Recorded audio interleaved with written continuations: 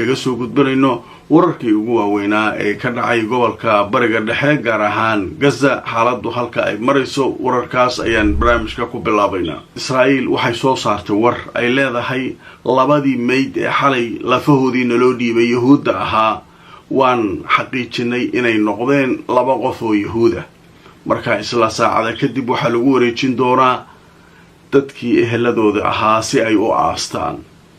marka halka xisaabtii laga rabay reer Gaza inay dhiibaan lafihii 28 ahaa 16 ayay Israa'iil hadda haysataa. waxa ku haray waa 12 la leeyahay oo qaarkood ay aaminsan yihiin Xamaas inaanay soo saari karin qalabka ay haystaan burbur xoog leh oo ka jira aawadeed. marka hawshaasu halkaas horta maraysa labadii xalay la dhiibay waa Yahuuday noqdeen markii la baaray. dhanka kale Gaza maanta waxaa lagula dukaday 100 dad ka badan lafahooda oo shuhada ah oo Israa'iil ay keentay iyaguna lafii ay keentay ayaa waxaa loo samaynayaa qabuur wadareed ayaa loo samaynayaa. dadkii janaasa lagula dukaday shuhadadii qaar waa la garan waayay waa loo duceeyay. marka aan idin tuso wararkii ugu dambeeyay sheekada laga qoray maanta. waxaa lagu aasay lafihii 10 maxaabiis Falastiiniyiin ah waxaana loo sameeyay qabuuro wadareed deegaanka la yiraahdo Deerol Balax ayaana lagu sameeyay oo markaa lagula dukaday laguna aasay. xafiiska warfaafinta ee magaalada Gaza ayaa sheegay in 10 kamida sida la leeyahay lafihii Falastiiniyiinta ee shuhadada ahaa ku xirnaa xabsiyada Israa'iil in markaa la aasay maanta Arbaca waxaana loo sameeyay waxa la yiraahdo maqbaratun jamaaciya ama qabuuro wadareed deegaanka Deerol Balax ayaa markaa lagu aasay. waxaana ay dhaqaatiirtu sheegeen intii baaritaanka ay wadeen lafahaasi inay ka muuqdeen tacdiib ama in lagu sameeyay jirdil iyo waxyaabo aad u fool xun sida ay xaqiijiyeen. dhaqaatiirta marka Falastiiniyiintu waxay leeyihiin lafihii waxaa ka muuqday jirdila ka muuqday macnaha lafaha dhaawacyo badan ku yaalay madaxa lafaha dadkaasu marka inay u dhinteen تعذيب عذاب ولا عذابي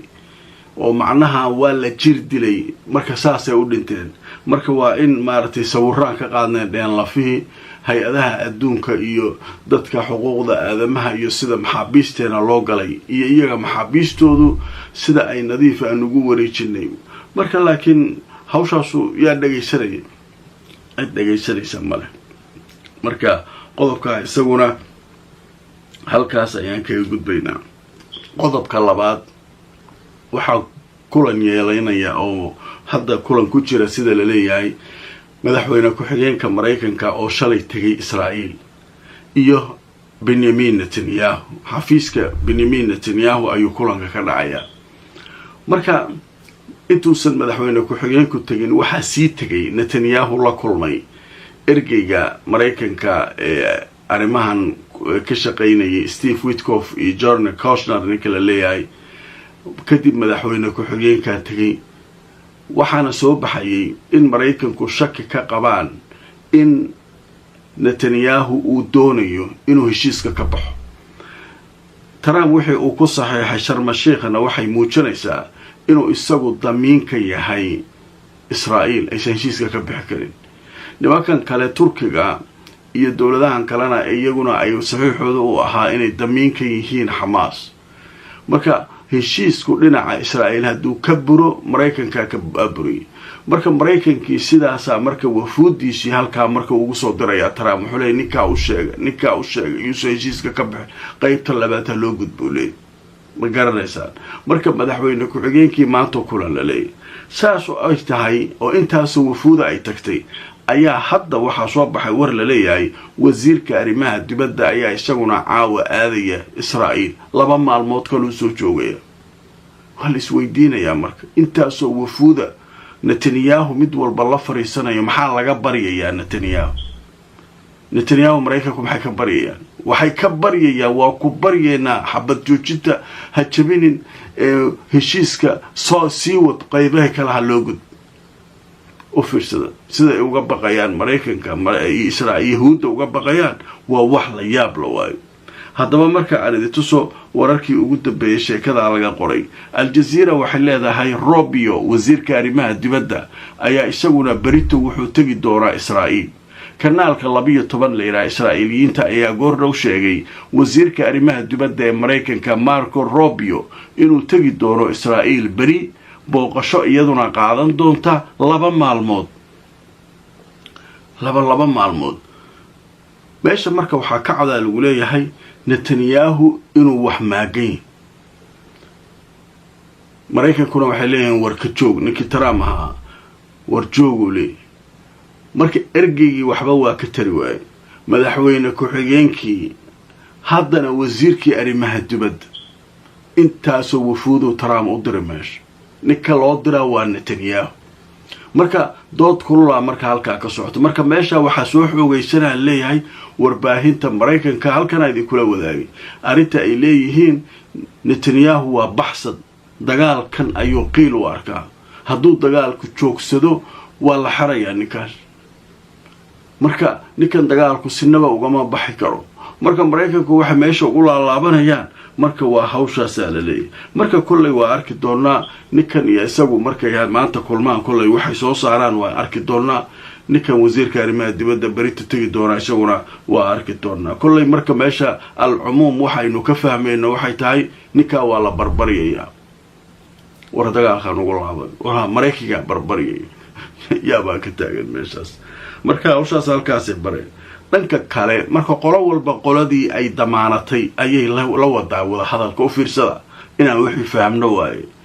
Turkigu waxay la fariisteen iyaguna haye xalay waxay la fariisteen wafdigii Hamas ee la fariisteen wasiirka arrimaha dibadda Turkiga iyo taliyaha sirdoonka hawsha xagga idin maraysa maxaa socda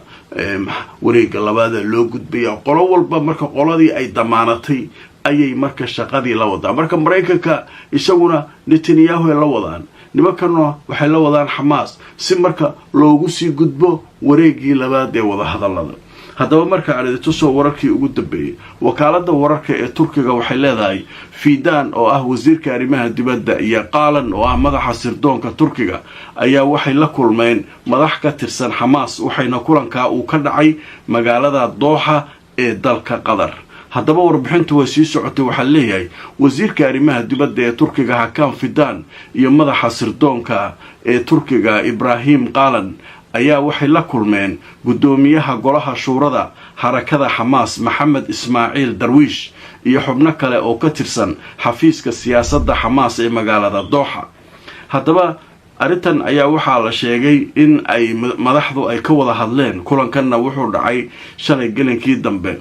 waxaana la sheegay inuu ku soo beegmayo xilli gobolka booqasho uu ku marayo madaxweynaha Turkiga Rajab Tayyip Erdogan kaasoo markaa imanaya Qatar oo markaa la filayo inuu la kulmo madaxdan Hamas marka muhiimadu marka waa inaan fahamno Turkiga wuxuu dusha u ritay Hamas inay heshiisku aysan ka bixin oo qodob loo dhameeyo Mareykankuna wuxuu dusha u ridatay Israa'iil marka qolo walba qoladeedii ayay marka ku daaban tahay wada hadalka la wadaa si aanay xabatoojinta u burburin maartay wada hadalkuna uu u socdo marka muhiimadu marka waa saas haddaba maalmo ka hor waxaan halkan ka sheegnay 200 oo ciidamo Mareykana in la geeyay Israa'iil kuwaas oo ka shaqeyn doona xafiiska isku dubaridka hawlaha heshiiska Gaza lagu socodsiinayo xabad joojinta lagu ilaalinayo marka ciidamo dalal kala duwanna marka ay tagaan halka laga hogaaminayo Mareykanku marka hawshaas u tageen Ingiriiska isaguna ku dhawaaqay maanta inuu khubaro noocaas isaguna Israa'iil u dirayo haddaba marka aan soo wararkii ugu dambeeyay Britain waxay sheegtay inay direyso military Israa'iilna ay u direyso say u taageerto deganaanshiyaha in la xaqiijiyo Gaza iyo heshiiska inaanu burburin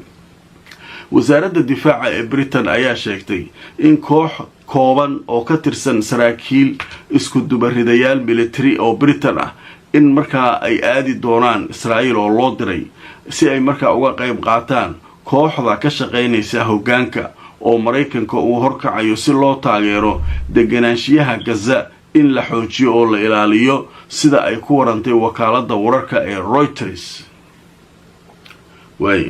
marka